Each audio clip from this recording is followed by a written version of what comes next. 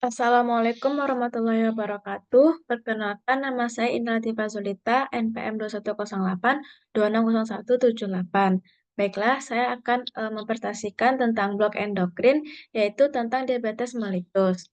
Jadi, diabetes mellitus itu adalah eh, di- diabetes mellitus tipe 2 itu adalah penyakit gangguan metabolik yang ditandai oleh kenaikan gula darah akibat penurunan sekresi insulin oleh sel beta pankreas dan atau gangguan fungsi insulin atau resistensi insulin.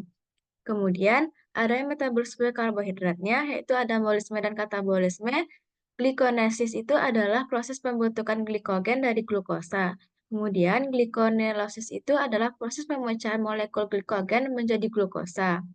Gluconeogenesis itu adalah proses sintesis atau pembentukan sel molekul glukosa berupa dari sumber-sumber selain karbohidrat.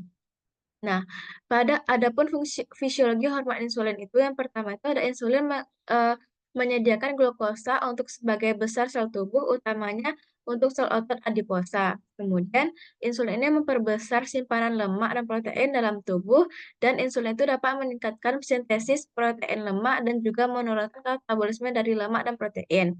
Kemudian, insulin ini juga dapat meningkatkan transport asam lemak dan asam amino dari darah ke sel. Kemudian adapun fungsi ketiganya yaitu insulin meningkatkan penggunaan karbohidrat yang digunakan sebagai sumber energi. Insulin memperbesar cadangan glukosa yang berlebihan dengan membentuk lemak pada jaringan adiposa. Kemudian insulin ini juga memfasilitasi penyimpanan glukosa dalam bentuk glikogen dan pada otot rangka dan hati. Nah, adapun, gejala dan faktor risikonya, ya gejalanya itu ada polifagi, polidipsi, dan poliuri, banyaknya makanan tapi berat badan mengurus, kemudian jika sudah parah, terdapat luka pada bagian kaki atau ekstremitas, kemudian lukanya juga sulit sembuh, gatal di sebagian kelamin, kemudian merasa haus sepanjang waktu, merasa sangat lelah, sering merasa lapar. Faktor risikonya mungkin karena ada genetik, lingkungan, dan metabolik, kemudian makanan tidak terkontrol dan tidak ada aktivitas fisik. Kemudian, eee, adapun, dari patofisiologinya yaitu, kondisi resistensi insulin dengan disfungsi sel beta, terikat, kemudian adanya, awalnya ada peningkatan kompensasi dalam, sekresi insulin dan mempertahankan kadar glukosa dalam, kisaran normal. Kemudian sering perkembangan penyakit sel beta berubah dan sekresi insulin tidak mampu mempertahankan hemostasis glukosa. Kemudian sebagian besar pasien, penderita DM ini, tipe 2 ini dia mengalami obesitas dan atau memiliki persistensi lemak tubuh yang, lebih tinggi. Kemudian, kurangnya aktivitas fisik, pada, DM tipe 2 ini sebelumnya adalah penderita hipertensi atau dislipidemia. Dia juga meningkatkan risiko pengembangan, eee eee, diabetes tipe 2 ini.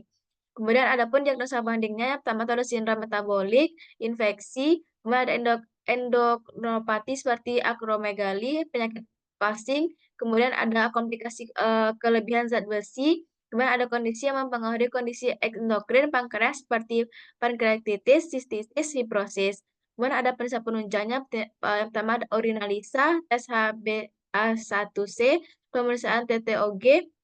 Kemudian pada tata laksananya tuh dan edukasinya kita kasih farmakologinya, kita kasih metformin 3 kali 500 miligram, kemudian non farmakologinya bisa disiplin pola makan, olahraga, dan obat.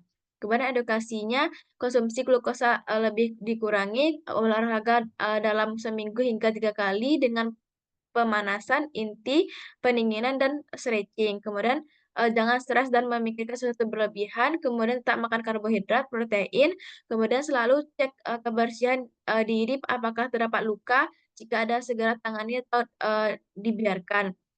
Terus kemudian pemantauan glukosa sendiri, komplikasinya yaitu, komplikasi terkait hipoglikemi, ketoacidosis diabetik, keadaan hiperosmolar hiperglikemik, dan akoma diabetik hiperglikemik. Kemudian, prognosisnya DM dikaitkan dengan peningkatan penyakit kardiovaskular, kemudian dan mengobati tekanan darah, penggunaan statin, olahraga teratur, dan, berhenti, merokok sangat penting dalam mengurangi risiko. Baiklah, itulah, penjelasan dari diabetes mellitus tipe 2. Ini referensi yang saya gunakan. Jika ada kesalahan atau kekurangan mohon dimaafkan. Wabillahi taufiq wal hidayah. Wassalamualaikum warahmatullahi wabarakatuh.